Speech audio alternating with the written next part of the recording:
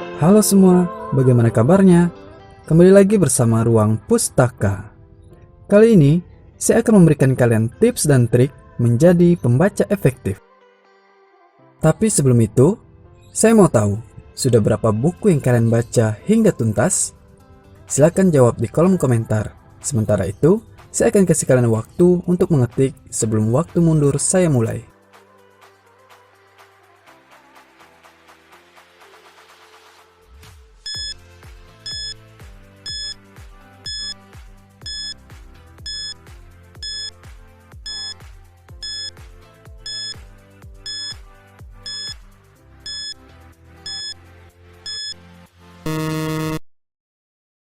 Sebelumnya, tentu kalian masih mengingat bahwa membaca efektif bukanlah sekedar tentang seberapa cepat kamu membaca dan seberapa banyak buku yang mampu kamu baca, melainkan tentang bagaimana kemampuan kamu memadukan antara kecepatan membaca dan banyaknya bacaan untuk memperoleh sebanyak-banyaknya informasi.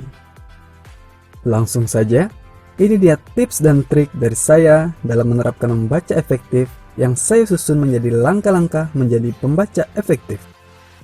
1. Sikap saat membaca. Sikap yang baik akan menentukan kualitas bacaan kita. Untuk itu, saya sarankan ambillah posisi ternyaman kamu saat kamu sedang membaca.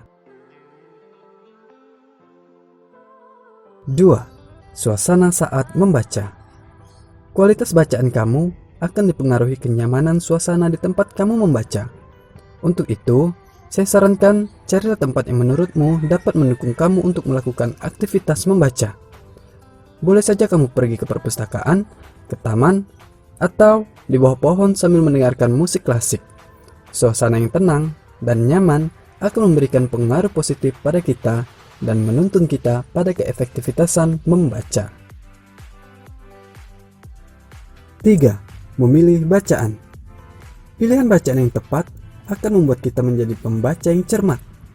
Beberapa tahapan harus kalian mulai agar dapat menjadi pembaca efektif. Pertama, pilihlah bacaan yang menurut kalian isinya sesuai dengan jiwa kalian. Ini akan merangsang minat baca kalian. Dengan kata lain, tahap pertama adalah sebagai stimulus kalian untuk gemar membaca. Kedua, setelah keinginan atau minat baca kalian mulai tumbuh, cobalah untuk memilih bacaan yang belum pernah kalian baca. Yang dimaksud adalah, jika kalian sebelumnya memulai dengan bacaan fiksi, selanjutnya cobalah untuk sesekali membaca buku non-fiksi. Hal ini akan mendorong kalian untuk menjadi pembaca multi-genre. Kalian gemar membaca fiksi, tetapi kalian juga memiliki informasi umum yang memadai. Ketiga, mulailah perbanyak bacaan non-fiksi, sehingga informasi yang kalian miliki menjadi seimbang antara fiksi dan non-fiksi. Tanpa kalian sadari, kalian adalah seseorang yang kaya akan informasi. 4. Kritis terhadap bacaan. Jangan menjadi pembaca yang mengiyakan semua bacaan kalian. Ketika membaca dan menyadari adanya suatu kejanggalan dari bacaan tersebut, cobalah untuk terfokus pada bagian tersebut. Jadikanlah itu suatu masalah yang harus kalian selesaikan segera. Kumpulkan semua referensi yang membahas hal tersebut untuk kemudian kalian temukan kebenarannya. 5. Diskusi.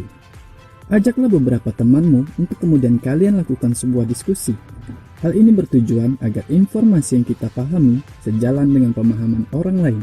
Jadi, kita tidak akan menjadi seseorang yang sok tahu. Maksudnya, pemahaman yang kita miliki semestinya sama dengan pemahaman teman yang kita ajak diskusi. 6. Merangkum. Kebiasaan yang wajib bagi kita sebagai seorang pembaca adalah merangkum informasi yang kita peroleh. Rangkuman ini dapat menjadi stimulus bagi ingatan kita karena otak kita akan mengulangi informasi tersebut berkali-kali. Karena untuk merangkum, kita perlu melewati beberapa tahapan. 1. Membaca, 2. Mengingat, 3. Menulis, 4. Mengoreksi, dan yang terakhir, memastikan. Jadi, otak kita akan mengulangi informasi tersebut berkali-kali, sehingga mudah bagi kita untuk mengingatnya. Kegunaan lain dari merangkum adalah sebagai bentuk fisik dari informasi yang kita miliki, yang sewaktu-waktu bisa kita baca kembali. Selanjutnya, saya akan memberikan kalian cara untuk merangkum dengan konsep pemetaan pikiran, dan saya akan memberikan teknik dalam membaca skimming atau membaca cepat. Namun, akan saya berikan pada video selanjutnya. Terima kasih sudah menonton Ruang Pustaka. Silahkan tulis di kolom komentar jika ada pertanyaan. Sampai bertemu pada video selanjutnya. Selalu ingat Ruang Pustaka.